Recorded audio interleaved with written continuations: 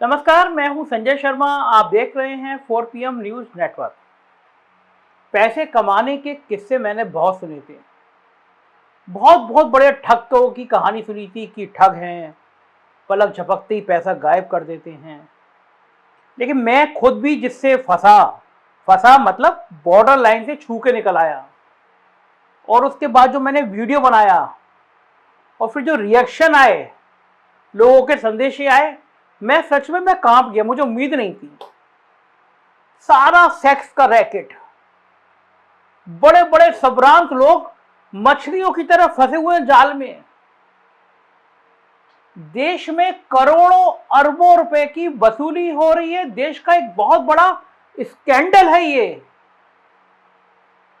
सरकार को, मुझे लगा कि ये बड़ी हल्की फुल्की चीज है। जब मैंने पहला वीडियो बोला, मैंने, आपको याद होगा, मैंने कुछ दिन पहले बताया था आपको, एक लड़की थी, उसका मैसेज आया, हाउ आर यू। रात के 11 बजे के आसपास का टाइम था। मैं अपने एक डॉक्टर मित्र, उनके साथ डिनर करने की तैयारी कर रहा था। मैंने भी एज यूजुअल, ठीक है, फाइन यू, इस तरह का 2 या 3 बार संवाद हुआ। मुझे लगा कोई अनजान लोग नंबर ले लेते हैं, कभी कभी यूट्यूब की तारीफ करते हैं।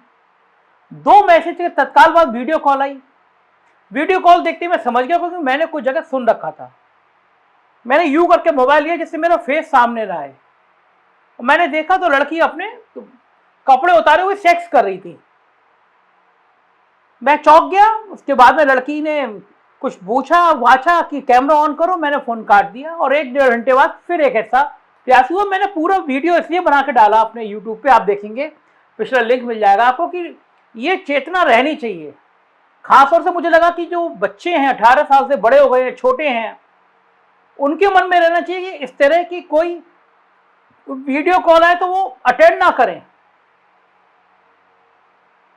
लेकिन मुझे अंदाजा नहीं था कि मेरे वीडियो डालने के बाद मुझे ऐसे ऐसे लोगों के संदेश आएंगे, ऐसे ऐसे लोगों की बातें पता चलेंगी जो रोंगटे खड़े कर देंगी। लखनऊ शहर में एक बहुत बड़ा अस्पताल चलाते हैं डॉक्टर साहब, मित्र है मेरे।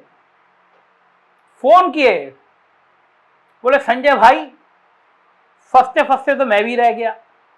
बिल्कुल ऐसे ही मुझे वीडियो चैट करने की कोशिश की गई। मुझसे कहा गया कि अपने कपड़े उतार दो, लेकिन मैंने कपड़े तो नहीं उतारे। कानपुर के एक बड़े नर्सिंग होम के डॉक्टर, उनके संग थोड़ा अलग हटके मामला हुआ। पेशेंट बन के एक लड़की गई, देखा, उसके बाद में लखनऊ आ गई, फिर मैसेज करने लगी कि मुझे ये प्रॉब्लम है, मुझे ये प्रॉब्लम है। कुछ दिनों बाद दूसरे सज्जन ने फोन किया कि आप इस लड़की को फंसाने की कोशिश कर रहे हैं, इतना रुपए दे दीजिए। बाकायदा एप्लीकेशन दे दी गई कि डॉक्टर साहब फंसा रहे हैं। वो तो डॉक्टर साहब जागरूक थे, हिम्मती थे, उन्होंने उल्टा लड़की पे केस कर दिया। मेरे मित्र अभी जल्दी में कनाडा शिफ्ट हुए हैं, उन्होंने मुझे स्क्रीनशॉट भेजे, बोले भाई साहब नंबर इंडिया का। तो मेरे पास भी ऐसे मैसेज आए और उसके बाद में मुझसे भी ऐसे लड़की ने कपड़े उतार के और कहा चलो सेक्स करते हैं। और लखनऊ का एक बहुत बड़े आर्किटेक्ट ने लंबी चौड़ी चैट भेजी। वो भाई साहब संवाद कर रहे थे उनसे, वो लड़की प्रमोट कर रही थी, चलो हम लोग वीडियो चैट पे आ जाएं, वीडियो सेक्स करें। क्या होता है इसके बाद की कहानी मुझे और अलग तक पता चली। बरेली से एक बड़े प्रतिष्ठित व्यक्ति का फोन आया मेरे पास, बोले मेरे एक मित्र कॉल करेंगे आपको। और मैं कहीं बैठा हुआ था और उन मित्र की 1, 2, 3, 4 लाइन से 20-25 कॉल। मैंने उनसे मैसेज किया कि मैं मीटिंग में हूं। पलट के मैसेज आया कि मैं बहुत परेशान हूं, मैं मर जाऊंगा, मुझे आपसे बात करनी है। मैं मीटिंग छोड़ के बाहर गया। मैंने कहा हुआ क्या? क्लास 1 अफसर थे, नौकरी से रिटायर हुए 3 साल हो गए थे। वीडियो चैट आया, सोचिए उम्र भी सोचिए कितनी, 60 से कितनी, 3, 63, 64 साल। वीडियो चैट आया, उन्होंने 64 साल की उम्र में कोई लड़की मैसेज करे और मैसेज करते कहे कि चलो सेक्स करेंगे। उन बेचारों ने शुरुआत में कहा कि मैं बुजुर्ग हो चुका हूं, मैं क्षमता का नहीं हूं, मेरी क्षमता नहीं है। ये सारी बातें मैं आपको इसलिए बता रहा हूं, इतना खुल के इसलिए बता रहा हूं, हो सकता है आपको वल्गरिटी लग रही हो, लेकिन मैं इसलिए बता रहा हूं कि आप जागरूक हो जाइए, अपने दोस्तों को जागरूक करिए, बच्चों को जागरूक करिए। बहुत बड़ा रैकेट है ये। मैं बताऊंगा अभी आपको कैसे रैकेट है। और रिटायर आदमी ने बड़े सहजता से कहा कि मेरी क्षमता नहीं है, मेरी उम्र ज्यादा हो गई है। लड़की कह रही है क्षमता मैं पैदा कर दूंगी, आप तैयार तो होइए। और इस तरह की बातों के बाद वो सज्जन तैयार हो गए, अपने कपड़े उतारे और उसके कुछ ही मिनटों बाद एक पूरा एक वीडियो उनके कपड़े उतारने का उनके मोबाइल पे आ गया। अब आप सोचिए 64 साल का उम्र का व्यक्ति, उनके बेटे की बहू घर में रहती हैं, बेटी की शादी हो गई, उसके बेटी हैं, नाना बाबा की उम्र का व्यक्ति के मोबाइल पे वीडियो आ जाए कि आप एक 20 साल की लड़की के साथ सेक्स कर रहे हैं और ये वीडियो है, तो उस आदमी की हालत क्या हो जाएगी। 1 घंटे बाद फोन आया कि आपका वीडियो यूट्यूब पे लोड होने जा रहा है। वो घबराए, रोने लगे कि भाई मैंने ऐसे क्या पाप कर दिया, मैं तो मना ही कर रहा था कि लड़की पीछे पड़ गई। उन्होंने कहा हमें नहीं पता, हम तो यूट्यूब वाले हैं, हमें तो किसी ने बेचा है ये, हम तो बिक गया, हम तो यूट्यूब पे लोड करने वाली कंपनी है, वो तो लड़की बेच बाच के चली गई, 1 लाख रुपए अकाउंट में डाल दीजिए तो हम विचार करेंगे। घबरा गए वो। 5 घंटे बाद फोन आया कि मैं एक IPS बोल रहा हूँ राठौर, ये मेरा नंबर है, अभी तुम्हारा एक वल्गर वाला वीडियो आया है, तुमने किसी लड़की को धमका के सेक्स करने की कोशिश की है, वो तो मुझे तुम उम्र से ठीक लगे, चुपचाप उस लड़की के अकाउंट में 2 लाख रुपए डाल दो वरना बंद कर दूंगा, IPS हूं, तरस आ गया तुम्हारी उम्र देखकर। ये बातें वो सारी मुझे बता रहे थे और मैं सोच रहा था कि क्या हाल होता होगा। कोई इंसान इस तरह जैसे मकड़ी का जाला देखते हैं ना, आप कोई मच्छर फंसता है तो सब उसका खून लुट जाता है, वो जितना निकलने की कोशिश करता है उतना ही उस जाल में फंस जाता है। मैंने कहा परेशान मत होइए, मैं इसका रास्ता देखता हूं। 7 घंटे लगे, वो मेरे दफ्तर में लखनऊ आ गए और रोने लगे आके। मैंने उनसे कहा कि कोई IPS आपको ऐसे फोन नहीं करेगा, ना किसी को मतलब है। बोले वो IPS मुझ पर तरस खा के कह रहा है चलो अभी 50,000 रुपये दे दो, बाद में 3 महीने बाद 50,000 दे देना, मैं समझौता करा देता हूँ। मैंने कहा कोई IPS इस तरह के समझौता नहीं कराता, आप नंबर ब्लॉक करिए, अपना नंबर मत दीजिए, अपनी फेसबुक की प्रोफाइल बंद करिए कुछ दिनों के लिए, साइबर सेल में शिकायत करिए। लेकिन मैं हैरान, ये हो क्या रहा है। उत्तर प्रदेश सरकार के एक मिनिस्टर ने मुझे फोन किया और उन्होंने मुझे बताया कि ये इस तरह का रैकेट लखनऊ में संचालित हो रहा है, उनकी जानकारी में है ये। और उन्होंने ये भी मुझे बताया कि सैकड़ों लोगों को दिन भर में बैठ के ऐसे करीब 100-200 कॉल की जा रही हैं और उसमें से 10-20 लोग फंस रहे हैं। कोई लाख रुपए दे रहा है, कोई 5 लाख दे रहा है, कोई 10 लाख दे रहा है। सोचिए आप कितना बड़ा रैकेट, करोड़ों रुपए की वसूली।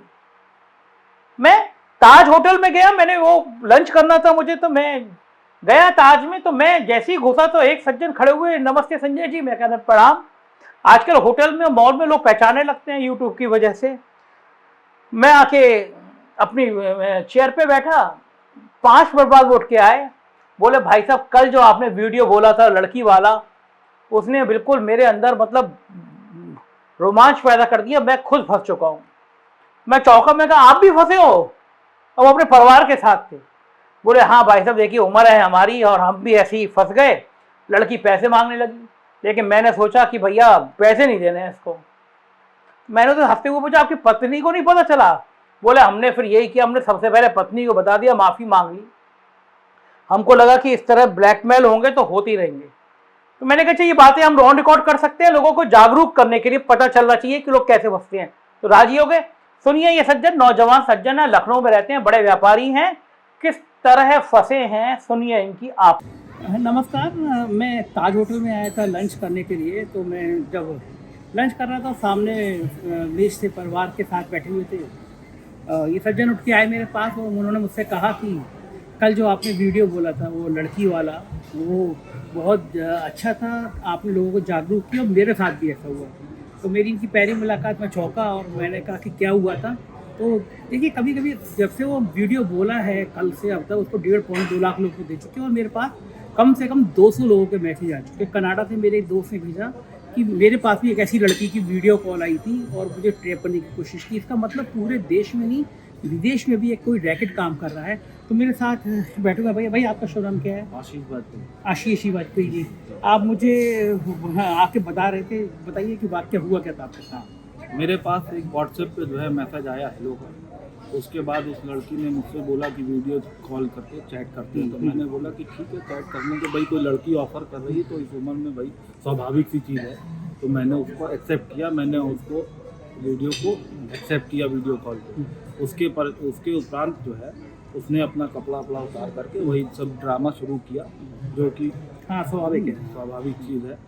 तो उसके बाद फिर मुझसे बोली कि जो है आप भी अपना जो है मतलब फेस दिखाइए और ये करिए वो करिए।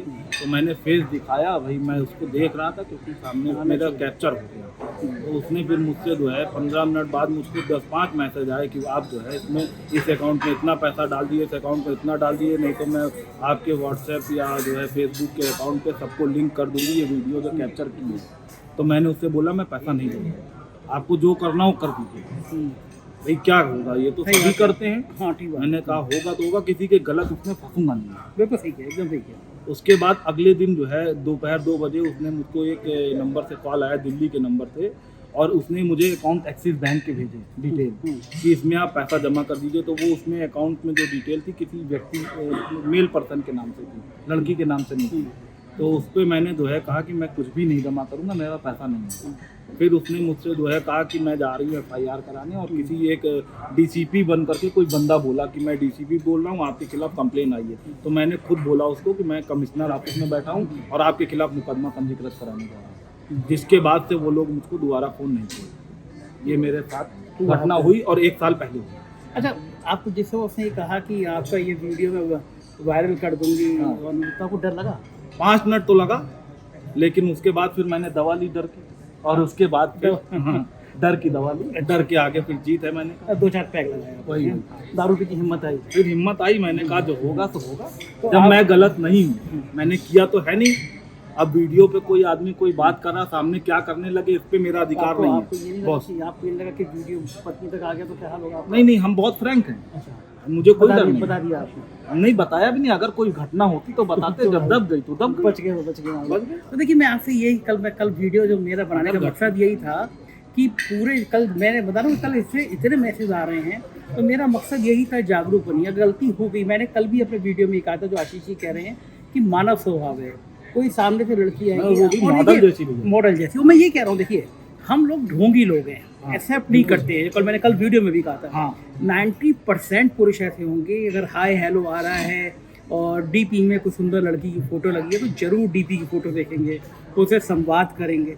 तो ये चारा है, ये शिकार है। वो सुंदर चेहरा लगा के आपको फंसाया जाता है, आशीष जैसे फंस गए, लेकिन हिम्मत करी इन्होंने, फंसे नहीं, पैसे नहीं दिए, कहा कि जो करना है कर लो। तो ऐसे लोगों को लगता है कि पैसे नहीं मिल पाएंगे तो विड्रॉ कर लेते हैं, लेकिन सावधान रहिए। आपका वीडियो एक स्टेज से अगर आपको आगे ले जाते हैं, वो आपके संग सेक्स करने लगते हैं, आप भी सेक्स करने लगते हैं, तो वो चैट से मानसिक रूप से परेशान हो जाते हैं कि पत्नी क्या कहेगी, समाज क्या कहेगा। और उत्तर प्रदेश में कई जगहों से ऐसी, और देश में कई जगहों से ऐसे लोगों ने सुसाइड कर लिया है। तो ये खतरनाक रैकेट है। सरकार को चाहिए कि पता करें, क्योंकि इंटरनेशनल लेवल के नंबर से कॉल आती है, पैसा हिंदुस्तान के खातों में दिया जा रहा है। इसका मतलब हिंदुस्तान के भी कुछ लोग शामिल हैं। खतरनाक बात है। वो चांस की बात है, ताज होटल में मुझे बैठा देखकर आशीष जी आया, अपनी व्यथा बता दी। कई लोग ऐसे कह रहे हैं, तो सावधान रहिए, और हम और डिटेल आपको इसके साथ दिखाएंगे। शुक्रिया आशीष जी। अब आप कल्पना करिए, ये अपनी पत्नी के पास गए होंगे, उन्होंने क्या कहा होगा। आप में से 80% लोग, 90% लोग ऐसे होंगे, अपनी पत्नी को बताएंगे कि मैं इस तरह रैकेट में फंस गया, सेक्स करने लगा, तो पत्नी चप्पल उड़ा के पिटाई जरूर करेगी, समझ लीजिएगा। इस खतरे से बचना है तो कृपया करके महाराज, कोई लड़की हाय हेलो कहे तो कहिए प्रिय बहन, क्षमा करें, आप बड़ी सुंदर हैं, मेरी बहन जैसी हैं। तो शिवाजी वाला किस्सा वो सुनाइए उनको, अच्छी अच्छी बातें करिए। जब वो वीडियो कॉल अगर अचानक आने लगे तो कैमरा घुमा दीजिए, पहले देख लीजिए किस अवस्था में है। अगर वो अपने कपड़े उतारने लगे तुरंत कैमरा बंद कर दीजिए, या अपने कैमरे के ऊपर हाथ रख के तब कॉल अटेंड करिए कि एक उंगली रख लीजिए कैमरे पे, आपकी शक्ल ना जाए। लेकिन मैं सरकार से कहूँगा कि ये देखिए खतरनाक है। मेरी जानकारी में कि कई लोगों ने आत्महत्या कर ली।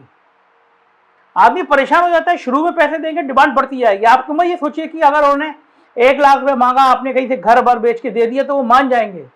वो अगली बार आपको 1.5 लाख मांगेंगे, 2 लाख मांगेंगे, आपका घर परिवार सब बिक जाएगा और फिर एक दिन आप आत्महत्या कर लेंगे। इन सब गंदगी से दूर रहिए, बच के रहिए। मेरा मकसद ये था कि मैं आपको बता दूं, और जितने लोगों ने मुझे संदेशे भेजे उनसे मैं अनुरोध है कि साइबर सेल में शिकायत करिए, बिल्कुल मत डरिए।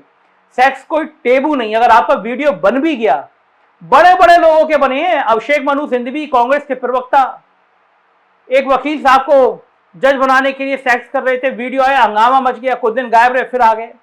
बड़े बड़े बीजेपी के तमाम, एक राघव जी नेता थे, संघ के प्रचारक थे, मिनिस्टर थे, नौकर के संग सेक्स कर रहे थे, सामने वीडियो आ गया। कोई मुद्दा नहीं है, ये हिपोक्रेसी है इस देश में। अगर आपका सेक्स का वीडियो बन भी गया तो पाप नहीं है। अगर लड़का राजी है, लड़की राजी है तो कोई पाप नहीं है। आप इस सामाजिक बंधनों से मानसिक रूप से ऊपर हो जाइए। एक बार कर रहा कह दिया हाँ मेरा बन गया, कोई सेक्स अपराध नहीं है। अब तो सुप्रीम कोर्ट ने भी कह दिया कि दो लोग सहमति से सेक्स करते हैं तो वो अपराध नहीं है। कोई लड़की भी अपनी इच्छा से अपना शरीर बेचती है, सेक्स करती, तो वो भी अपराध नहीं है। तो आप परेशान मत होइए, मानसिक परेशान मत होइए।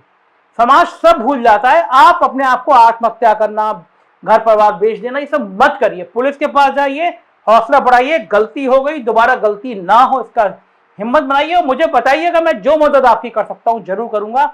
अपने कमेंट में वीडियो के बारे में राय जरूर दीजिएगा। देखते रहिए 4 PM। Thank you.